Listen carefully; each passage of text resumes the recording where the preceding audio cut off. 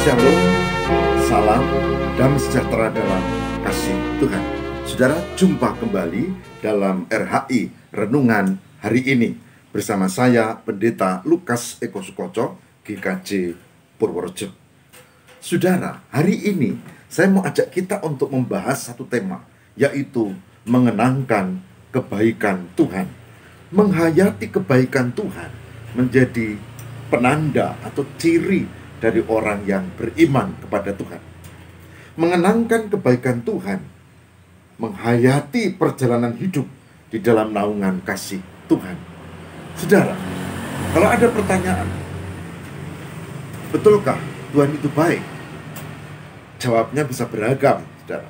Bisa bermacam-macam, tergantung pengalaman hidup siapa yang menjawab. Pengalaman hidupmu, pengalaman hidupku, pengalaman hidup kita, macam-macam. Mungkin ada orang mengatakan, oh Tuhan itu biasa saja, saya ini sudah menyembahnya, beragama, taat, kok ya dari dulu seperti ini, pelara terus, miskin, katanya begitu. Saya pernah dengar itu. Apa gunanya beragama? Bahkan bilang begitu. Mungkin ada yang lain lagi malah sebaliknya, oh Tuhan itu sangat baik, karena Tuhan memberkati saya begini. Oke? Ada juga yang mengatakan Tuhan itu enggak baik. Dia membiarkan orang tuaku, rumah tangganya hancur, katanya. Dan aku anak-anaknya bersama kakak dan adikku menjadi terlantar, katanya. Oh, itu Tuhan yang salah. Ya, silakan, itu penghayatan.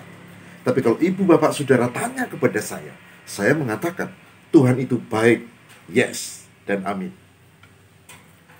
Saya memang punya pengalaman yang juga ada duka dan kepedihan. Tapi saya menghayati itu sebagai cara Tuhan untuk membuat pribadiku menjadi kokoh. Saya punya pengalaman sepertinya ditinggalkan Tuhan. Tapi itu sebetulnya kesalahanku sendiri. Bukan, dan saya tidak menyalahkan Tuhan. Aku yang kurang cermat. Ya, naik motor sambil melamun. Kecelakaan. Nah, oke. Saya punya pengalaman macam-macam, tapi saya tidak bisa menutup mata bahwa Tuhan itu baik. Dan saya punya pengalaman Tuhan itu baik. Bahkan saya bilang sangat baik. Sangat baik. Karena apa? Karena Tuhan mendampingi, menyelamatkan, menolong melalui orang-orang sekitarku. Tuhan juga yang memimpin hidupku dari awal hingga sekarang. Saya berani bersaksi, Tuhan itu baik. Saudara, mari kita bersama-sama membuka bagaimana firman Tuhan berkata tentang hal ini. Saya ajak kita untuk membuka Mazmur 145 ayat yang ke-9. Mazmur 145 ayat yang ke-9 dikatakan begini. Tuhan itu baik kepada semua orang dan penuh rahmat terhadap segala yang dijadikannya. Itu Mazmur 145 ayat 9. Saya ulangi. Tuhan itu baik kepada semua orang dan penuh rahmat terhadap segala yang dijadikannya. Saudara, hari ini secara pribadi saya menghayati 32 tahun karya pelayanan sebagai pendeta di GKJ Purworejo, Gereja Kristen Jawa Purworejo, GKJ tertua di wilayah selatan khususnya. Karena mandiri pada 4 Februari 1900. Dan saya ditabiskan menjadi pendeta 4 Mei 1989. 4 Mei 1989. Hari ini 4 Windu atau 32 tahun. Saudara, saya siapa? Saya bukan anak pendeta. Bahkan pada mulanya Bapak saya memang seorang pengikut Kristus, tapi pada mulanya ibu saya tidak. Saya dari keluarga yang mayoritas bukan pengikut Kristus. Saya siapa? Bukan siapa-siapa.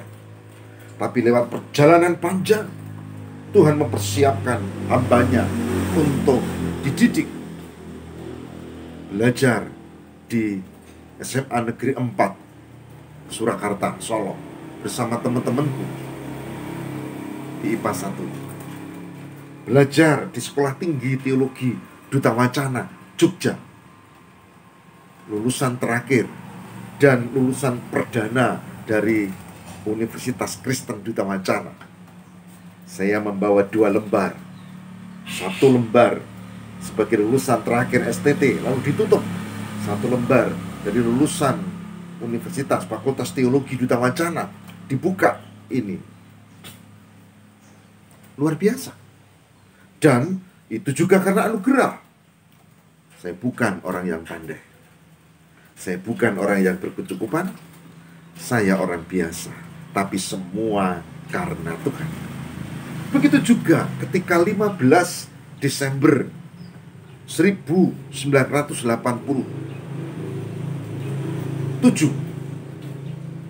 15 Desember 1987 saya mengenal GKJ Purworejo, berproses bersama jemaat ini. Dan boyongan secara bertahap, meskipun belum lulus sekolah, diproses sesuai dengan aturan waktu itu. Dan 4 Mei 1989 saya ditabiskan sebagai hambanya. Saudara, semuanya adalah anugerah Tuhan. Saya ulang, semua anugerah Tuhan. Ibu, bapak, dan saudara-saudara, menjenengan semua bisa menghitung semua berkat Tuhan kalau kita punya kepekaan. Saya tidak percaya kalau ada di antara kita yang mengatakan Tuhan itu tidak baik. Saya beritahu, nafas hidupmu itu kebaikan Tuhan. Kita dilahirkan, apapun kondisi orang tua kita, tapi kita bisa hidup, itu kebaikan Tuhan. Dan Tuhan akan tetap baik, dan Tuhan akan mengantar kita, dan Tuhan akan memberkati kita dengan masa depan yang baik. Tentu ini bagi yang beriman ya. Saudaraku yang terkasih di dalam Tuhan, jika ini dihayati, maka kebaikan Tuhan itu menjadi nyata. Kebaikan Tuhan itu menjadi nyata. Dan apa yang disebut di dalam Mazmur 145 ayat 9, Tuhan itu baik kepada semua orang dan penuh rahmat terhadap segala yang dijadikannya, itu ya dan amin. Pemazmur mengalami pasang surut kehidupan. Pemazmur mengalami banyak masalah dan pergumulan. Pemazmur mengalami penderitaan yang luar biasa juga. Tapi dia meyakini bahwa Tuhan itu menyertai dia. Itu yang saya pegang, saudara. Saudara yang terkasih, perjalanan 32 tahun juga tidak enak kepena.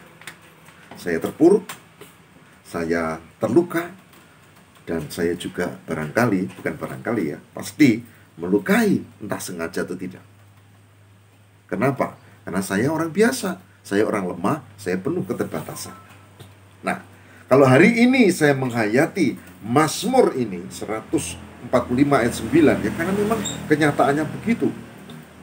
Justru penderitaan, kesulitan membuat kita dilatih untuk kuat di dalam Tuhan.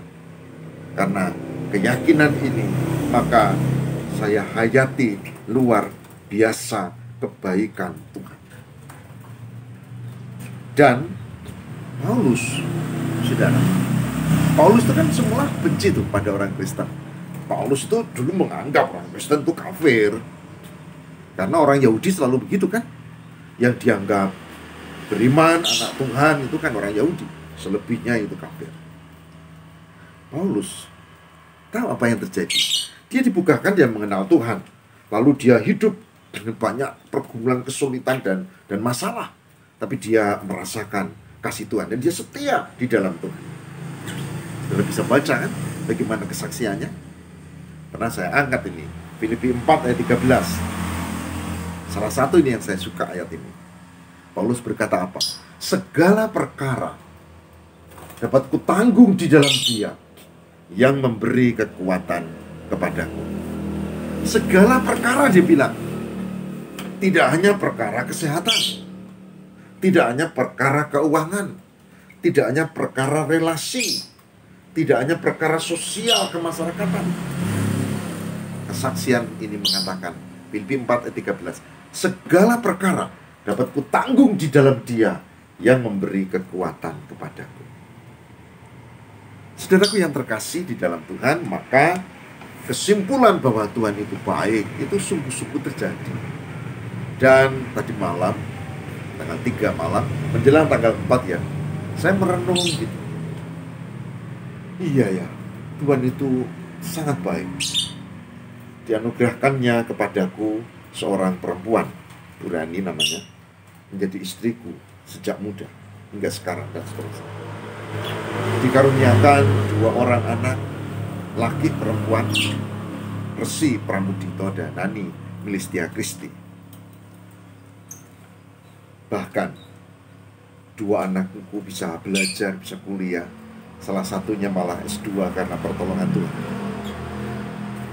Saudara, saya tidak menemukan kalau Tuhan itu tidak baik. Saya tidak menemukan kata-kata itu, bukti itu. Yang saya temukan adalah Tuhan itu baik, bahkan amat baik dan luar biasa.